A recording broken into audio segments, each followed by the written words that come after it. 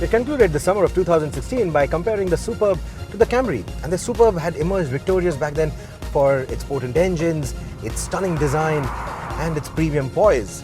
And now in 2019 we are welcoming the summer by revisiting that comparison, because this time around there is a new Camry, and the new one looks so stunning that the infatuation that I've had with that design is yet to wear off. But that also means that the new Camry with its aggressive new design isn't understated anymore, and that understated elegance, those shoes of the understated elegance are filled in now by the Volkswagen Passat. So we also have that car on test. The only car that's missing from the segment is the Honda Accord. We believe there's a new one coming, but the current Accord is so good, it's badly missed in this comparison.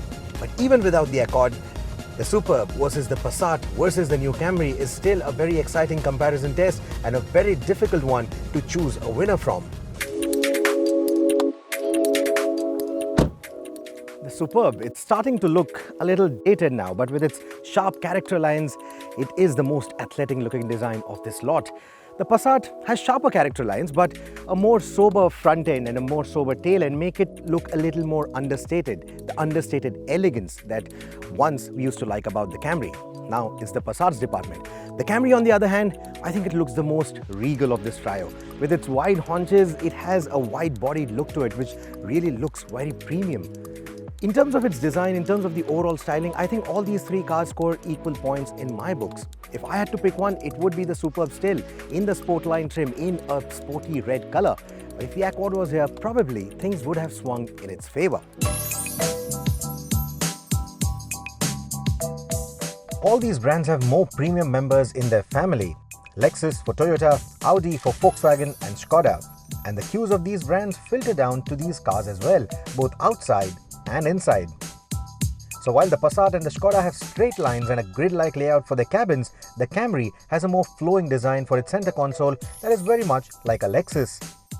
But this is where the similarities between these cars and the more premium siblings end, and they leave you wanting for more in all of them.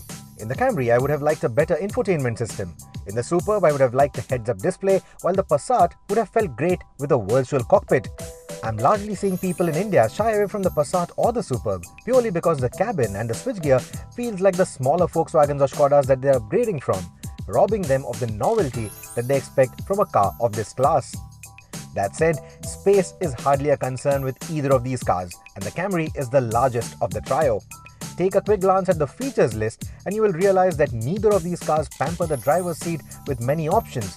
And the biggest reason for that is the fact that all of these cars are designed for people who are usually driven around. And that is where the Camry scores top points. The rear seat is not only very roomy, it's also more comforting thanks to the reclining function that it offers. It's also got better cooling efficiency at the back as compared to the other two cars. So if the design of the dashboard or the layout of the center console or the number of smartphone interfaces that the infotainment has to offer doesn't really matter to you, if you're going to be chauffeur driven most of the times, then this is the better cabin to go for. All-round safety of the cabin is taken rather seriously in this segment, with all of these three offering front, passenger, side, rear and curtain airbags. The Superb is the only one that misses out on a driver knee airbag. All the cars get tire pressure monitoring systems, traction control, hill descent control, electronic parking brakes and a parking assist, while the Passat also gets a 360-degree camera.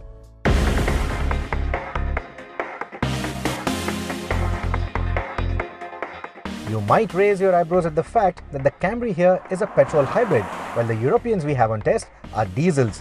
But on the price and the driving range, these cars are closely matched, at least on paper. All the three cars are quite exciting to drive, and that also includes the Camry. When I had driven it for the first time, I had said that it isn't boring anymore to look at. Now I've driven it even more, I can tell you, it's not even boring to drive. It's got a hybrid drivetrain that also gives you that battery assistance. So everything from zipping through the city or pulling quick overtakes on the highway is just a dab of the throttle away. And that hybrid powertrain also makes sure that this is the most refined powertrain of this test. It starts up in pure electric mode, so there's hardly any sound. It even rolls off in pure electric mode, and if you are driving with pure battery assistance, then there's hardly any sound inside the cabin. Maybe what you can hear inside is the sound of the air conditioning or that of the ventilation function of the seats. Superb and the Passat have the lovely 2-liter diesel engine to boast of. The clatter of that diesel motor fades out when you get rolling and only returns closer to the red line. That is not a zone that you will drive in often. Instead, it's the wave of torque that you will be riding on when in the city or on the highway. The DSD also makes sure that the gear shifts are quick and precise and more likable than the CVT in the Camry. Though both the MQB siblings have the same power and torque outputs, the Superb is almost half a second quicker to the ton than the Passat. It also feels more eager and effortless and has better fuel economy of the two.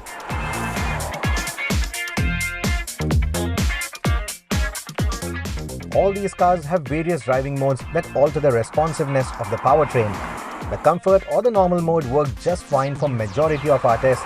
To squeeze out the best driving range though, we stuck to the eco modes for the fuel economy tests. As you would expect, the hybrid setup of the Camry obviously translates into much better driving range as compared to the Superb or the Passat, but the gap between that driving range is surprisingly high.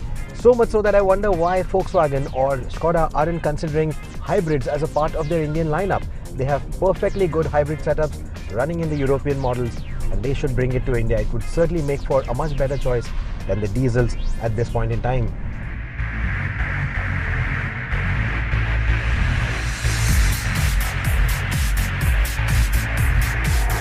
The Camry also astonishes me with its ride quality. The suspension sometimes makes crashing or thrashing noises over sharper bumps or potholes, but you hardly feel anything inside the cabin. The Superb comes close to that feel, but our test car, which has done over 16,000 kilometers now, is feeling quite squishy and wallowy around the bends. I can't believe I'm saying this. The Camry actually feels sharper to drive around twisties than the Superb. Mid-corner bumps unsettle both these cars on equal terms, but when the roads are smooth like the ones that I'm driving on right now, the Camry actually comes across as a stouter car than the Superb. I think Toyota should actually build a TRD variant of the Camry for the Indian market as well. I'm not sure if it will have any takers, but a TRD variant with a stiffer suspension setup to take on the Superb Sport line, that would be a good addition to the portfolio. The Passat is in fact more involving to drive though. It feels crisper than the Superb and has a better feel for its steering and the brakes than the other two cars. It also has a shorter wheelbase and better visibility, making it agile and easy to drive when you hit the twisties. But then again, that is not the intent of these cars, right? It is highway cruising, city commutes. That is where they're going to spend most of their time, ferrying their owners in comfort. And that comfort is the key word. That is where the Camry has an edge. It's got a more comforting rear seat and a cushier ride. And that is what awards it extra points.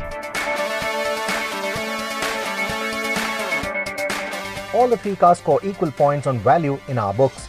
The Germans are priced quite competitively and their base variants start at a very tempting price point, which makes them tremendously valuable.